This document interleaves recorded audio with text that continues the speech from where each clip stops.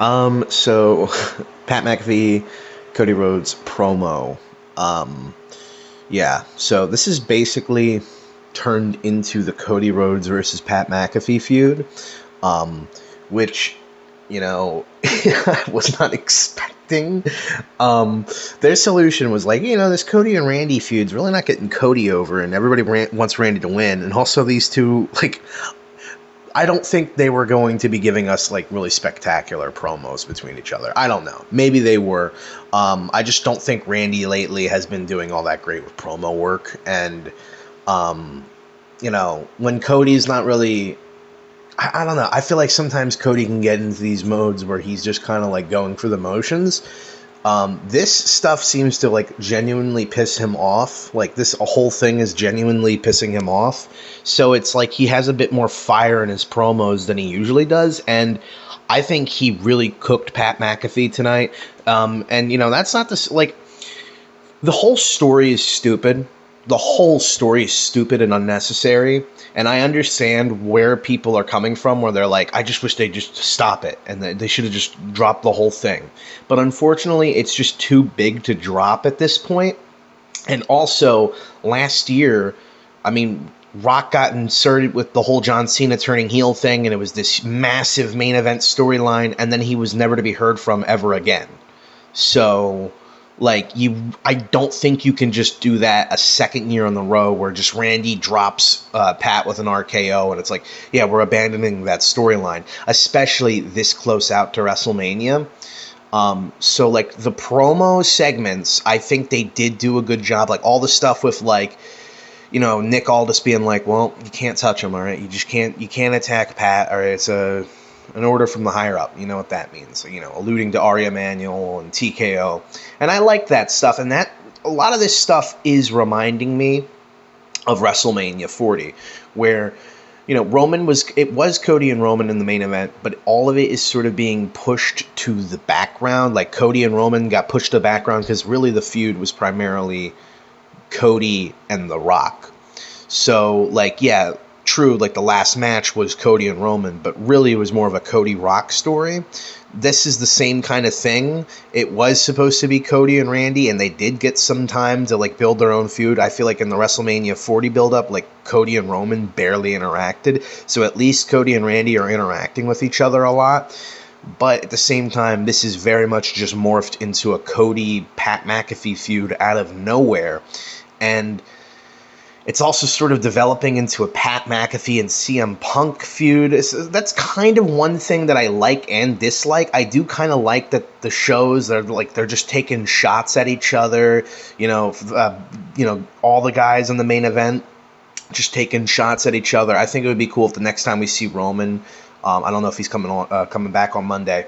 I think it would be cool if he'd take a few pop shots at Cody and Pat McAfee and Randy. Be like, you know what, Cody, you beat me all those years ago.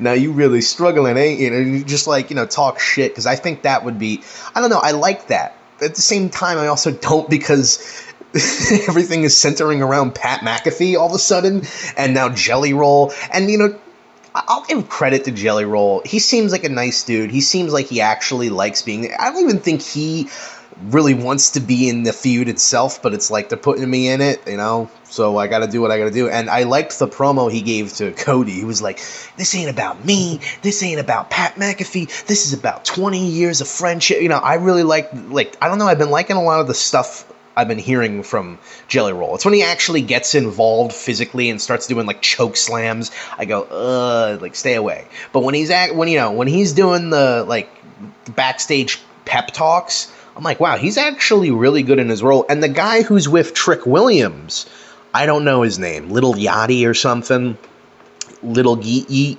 Yeet. He's pretty good as sort of this asshole frickin' manager role. You know what I mean? I don't find him to be insufferable, and I do like the angle of all of the people backstage kind of just being annoyed with it. But at the same time, they're doing all this stuff where people are making comments like, yeah, these guests really like to act like they're in charge around here, But they're doing all this stuff, and it's almost like they're being like, see, we had a plan, told you, told you it's not stupid. It's like, no, this is all reactionary.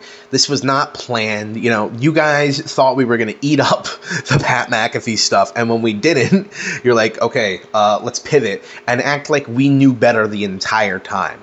They do it all the time. They make mistakes. The people complain, and then when they call out their own bullshit, they're acting like they always had that plan from the beginning. Like, I don't believe you. All right? You know what I mean? The arrogance is what really pisses me off. And it's still not really doing good for the ticket sales, I've heard. I don't know. I don't really keep up with that. Like Sam Roberts says, I'm not a ticket sales guy. You know, I'm not a live events guy. You know? Fucking shill hack. Shill fucking hack. Sorry, I just have to go into my I think that's like 3 or 4 videos in a row where I've gone into a rant about Sam Roberts being a fucking shill. Anyway, the promo was good. I think Pat said some really cool things. Really cool things. Not cool, but like funny things. Like, I think he really slammed CM Punk hard. I mean, CM Punk destroyed him, but he really, you know, hit CM Punk with some really good lines. Even if we've kind of... Didn't we already kind of get that with Cena's promo on him last year? But yeah, it is true. It's like, you know, oh yeah, you want all the money to be sent to the fans. Meanwhile, you're wearing your merchandise, your CM Punk WWE licensed merchandise, and all those royalties don't go to the fans; they go to you and your bank account labeled, thank you Saudi Arabia, or I'm sorry Saudi Arabia. The line could have been better delivered from him, I think. I don't know. I have to re-listen to it, but I remember it just kind of sounding a little awkward. Then, you know, I think he kind of goes on a bit too long. Like, the segment goes on really long until Cody gets out there. Or maybe I don't know. Does Cody come out later? I can't remember. I think maybe that's later in the show. I don't know. Anyway, Cody and Pat are talking, and you know, they're actually going in on each other, I think, really well. I think they had a really good back and forth. Cody brought up the fact that, you know, Pat McAfee was too stoned to even know where he is, and probably forgot that for the past 2 or 3 years he's been on a table going yeet like a jackass, you know. I think, pointing out the fact that he's just like a fan. He's like, why don't you get your little commemorative, you know, replica title, and you go do your little entrance that you want to do, any superstar's entrance. I think he owned him very well there. I think Pat had a good, I forget what he said, like, you know, called him, like, said everything about him was plastic, and said he was trying to emulate Ric Flair because he told him it was good. You know, I think they had a really good back and forth, but the whole time I'm thinking, why is this happening? You know what I mean? Like, why is this happening, and why am I semi-enjoying it, but I can't really, because it's Pat McAfee in the main event of WrestleMania, even if it's supposed to be Cody and Randy. And then when they started doing the Jelly Roll stuff, where, like, Randy's beating up Jelly Roll, I mean, Randy feels like a lackey in his own main event storyline, so I think maybe one of the ways to save it is have Randy turn on Pat before the main event or after the main event, but then if you do that, you're just risking Randy getting cheered more, so I don't really know. I don't know what you do in this situation. They're telegraphing it by a mile away that Randy's going to win by having Pat say, like, I'll never show up to WWE ever again, which obviously isn't going to happen, so it's like, why are you doing this? Like, they should have had the forethought not to do that, to not acknowledge that. Like, it's not... Because you're only telegraphing it. And, you know, and if Cody does win, then you're going to have to find some bullshit reason to bring him back, because obviously he's never going to be gone for good. So it's like, I just don't... I hate when they do shit like that. Like, don't put unnecessary clauses to the match that don't need to be added, because you're never going to be able to follow through on them, so you're just spoiling the ending. I don't know. WrestleMania is weird, but you know what? I'm somewhat interested in it now, even if it's because it's so bad and something just fell. Shit.